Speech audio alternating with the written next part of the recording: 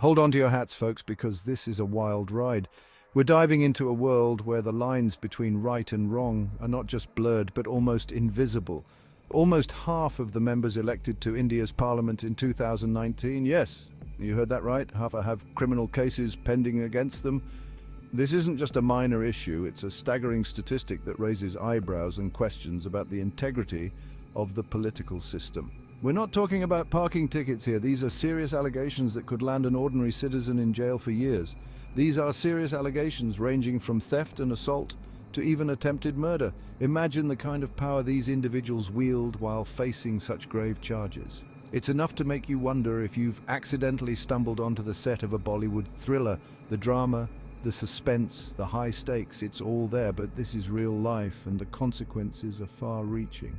This isn't just a recent phenomenon either. The trend has been growing over the years, painting a grim picture of the political landscape.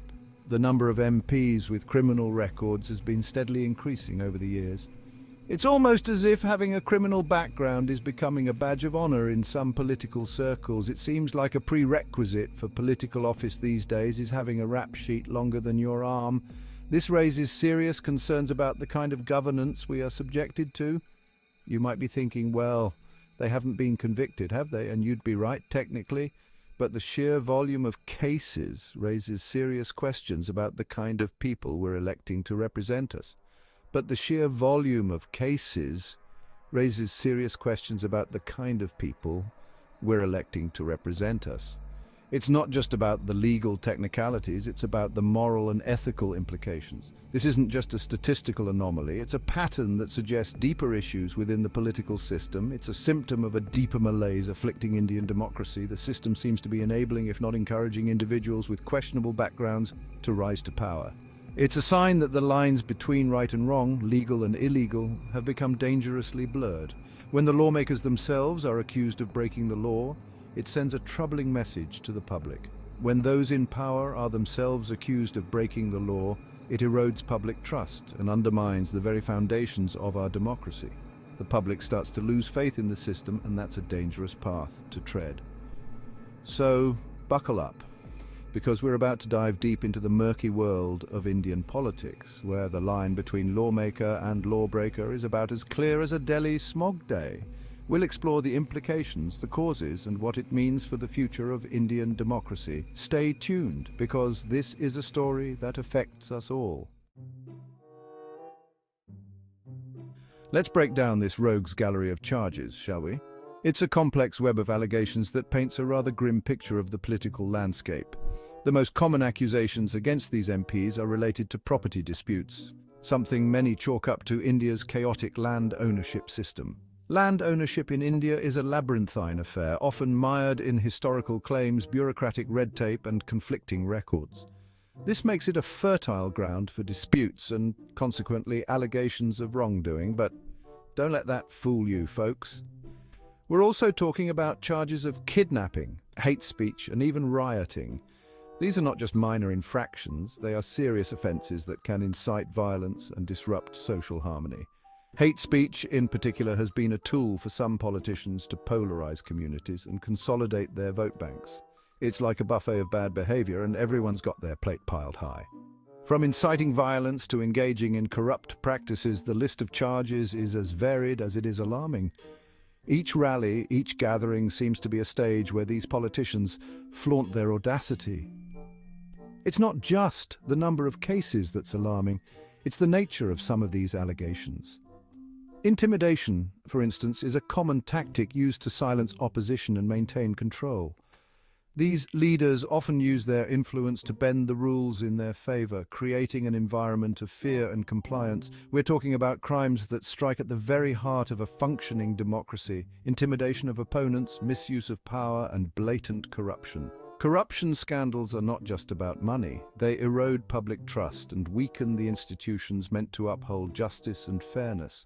These aren't just personal failings, they represent a fundamental disregard for the rule of law.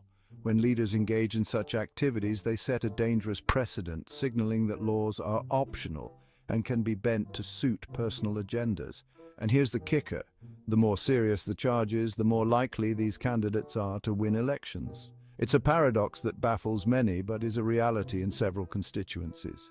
The perception of power and the ability to get things done, by any means necessary, often outweighs the moral and ethical considerations for many voters.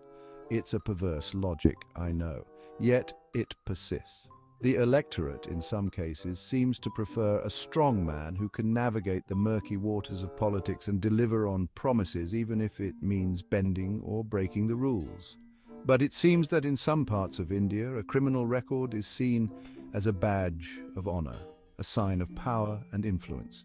This perception is deeply ingrained and is often perpetuated by the politicians themselves, who portray their legal battles as a fight against a corrupt system. Voters often feel beholden to these strongmen who promise to deliver results, even if it means bending the rules.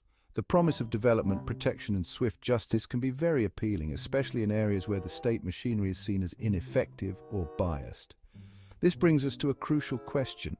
How do these individuals, with their shady pasts and questionable ethics, even manage to get elected in the first place?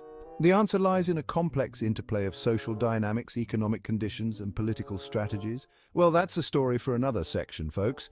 But it's worth noting that the electoral process itself is often influenced by money, muscle, and the ability to mobilize large groups of people. But let me tell you, it's a tale as old as time. A toxic mix of money, muscle, and political maneuvering.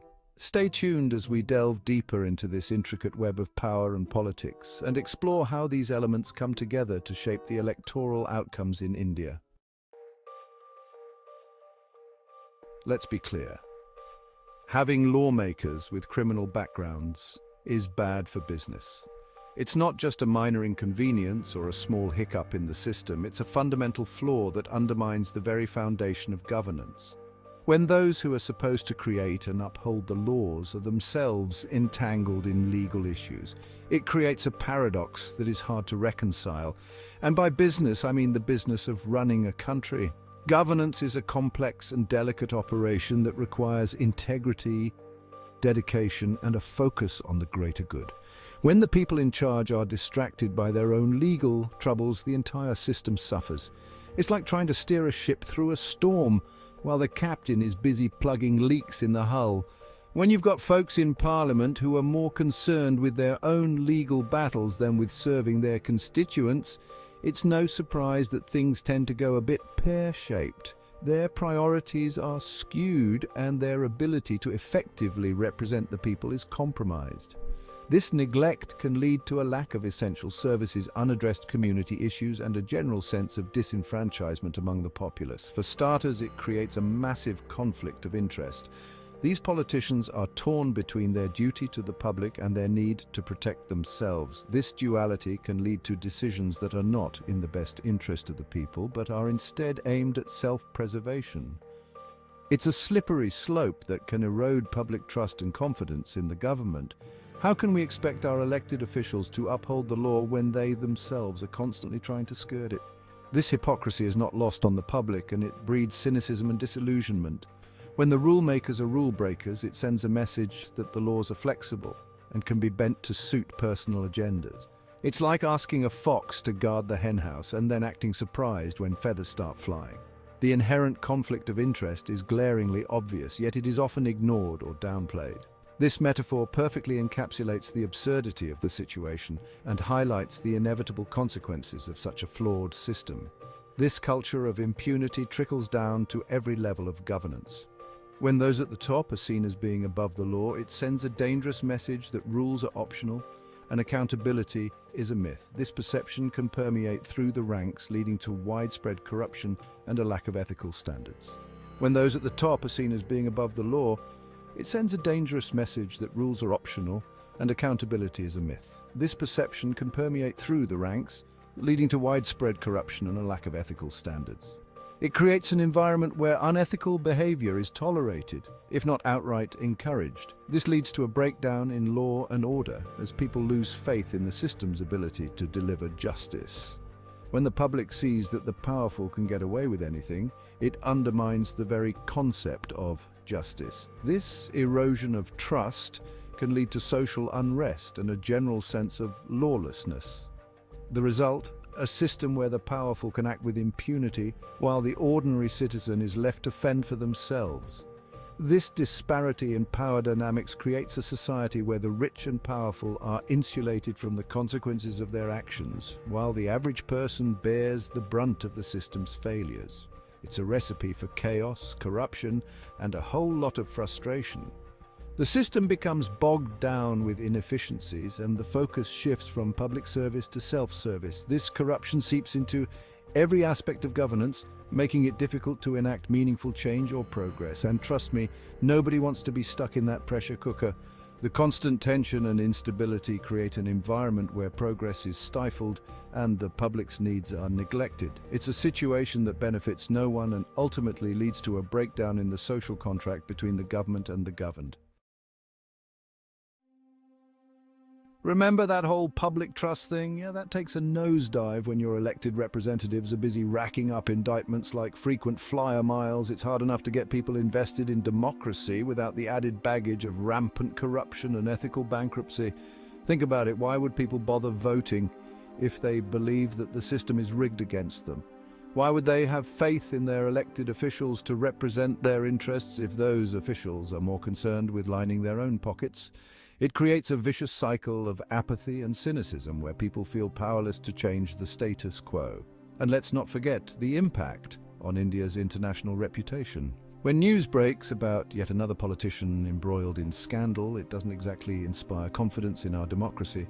It makes us look like a nation that can't get its act together, which is hardly the image we want to project on the world stage. This erosion of trust is a slow-burning crisis, but its consequences are far-reaching. It undermines the very fabric of our democracy, making it harder to address pressing issues and build a more just and equitable society, and that's a loss for everyone. So hit that subscribe button, ring the bell for notifications, and let's turn the page on a new adventure together. Get ready to experience books like never before, only on VBook 360. Like, comment, and share to support the channel and keep the video magic alive. Thank you for stopping by. And remember, every video has a story, and every story deserves to be shared. See you in the next video.